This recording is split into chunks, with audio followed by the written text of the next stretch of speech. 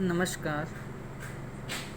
कक्षा 12 व्याकरण का प्रथम टॉपिक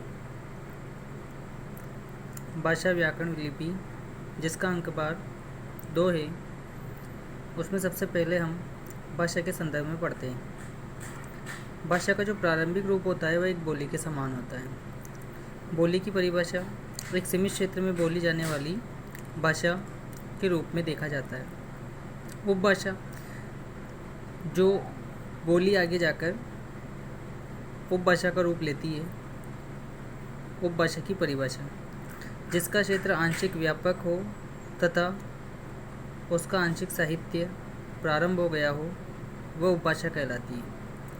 यही उपभाषा कुछ अपने समय बाद विस्तृत रूप में भाषा कहलाती है। भाषा की परिभाषा जो हमारे एक प्रश्न बन सकता है, प्रश्न आता भी है, भाषा किसे कहते हैं। मनुष्य के विचारों का आदान प्रदान करने का माध्यम भाषा कहलाता है, जिसका क्षेत्र व्यापक तथा साहित्य रचना विस्तृत होती है।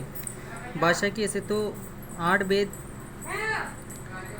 माने जाते हैं, लेकिन यहाँ लिखित रूप में 2 ही होते हैं, लिखित और मौखिक।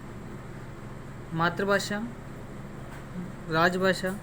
राजभाषा हमारी हिंदी है, जिसे खड़ी बोली भी कहा जाता है। 14 सितंबर 1949 को संविधान सभा में राजभाषा का दर्जा हिंदी को दिया गया। प्रत्येक भाषा को पढ़ने, समझने, लिखने, बोलने के लिए उसके व्याकरण की आवश्यकता होती है। यहाँ व्याकरण की हम परिभाषा को समझते हैं। भाषा को शुद्ध रूप में लिखने, सीखने, समझने के लिए बने नियमों के समूह को व्याकरण कहते हैं। व्याकरण के कुछ अंग होते हैं, जैसे वर्ण विचार, शब्द विचार, पद विचार, वाक्य विचार। वर्ण, शब्द, पद और वाक्य को हम आगे अगले चैप्टर में समझेंगे, जो हमारा पद परिचय का होगा। इसी से आगे हम चलते हैं